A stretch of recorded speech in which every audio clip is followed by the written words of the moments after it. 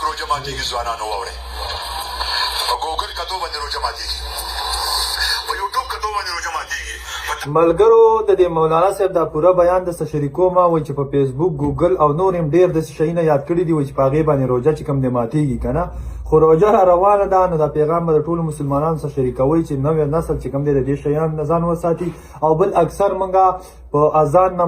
چې شروع یو دغه لکه مطلب دا ټولې قصې پکې د مولانا صاحب کړي دي په کوم شیونو چې روزه ماتېږي حالانکې موږ به خبر هم نه او زموږ روزه به چې کوم دی ماته شوي نو دا بیان واورئ بیا زه یو دوه خبرې کوم راځئ د مولانا صاحب دا خبرې لاول واورئ روزه را روان ده په کار ده چې ټولو نوجوانانو ته چې کوم دی دا پیغام ورسي ځکه چې نن سبا نوجوان چې کوم دی په دې فیسبوک او دې شیانو د خپله روزه لنډوي او په تاشونو په دې شیانو نو راځئ دا مولانا صاحب واورئ هسې نه چې روزه تاسو چې موږ ټولې نیولې دي هغه روزې چې کوم دی بیا ستاسو ماتې شوي قبولې شوي نه نو په کار ده چې په دې موږ د وخت نه ځان خبر کړو چې په کوم شیانو چې کوم دی روزه ماتېږي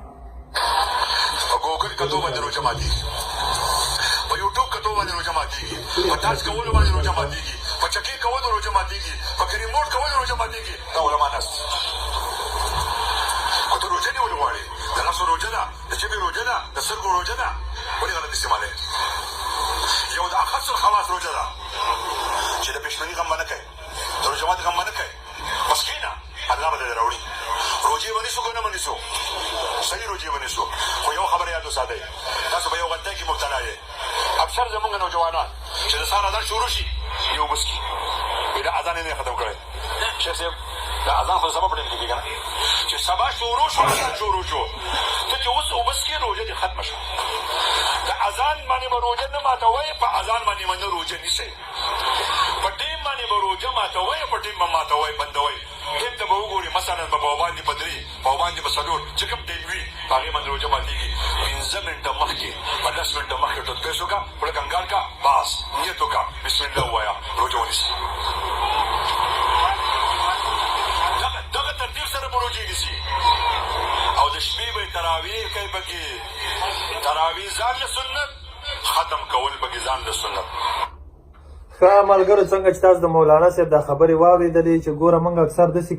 کوو که نه چې بس اذان شروع یو اوبه اوس که موږ وایي زه بس له اذان شروع دی که نه لکه په دغې روژه ماتېږي د اذان چې کوم دی دا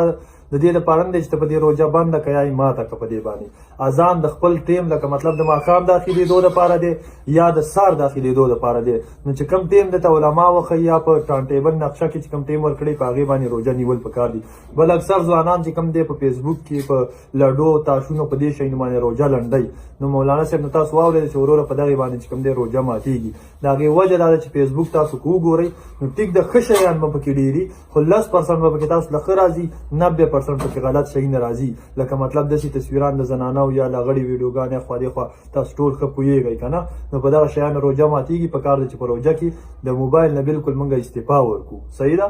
د الله په امان دا پیغام ورسره شیر کړئ چې هر مسلمان ته چې کومه دی ورسي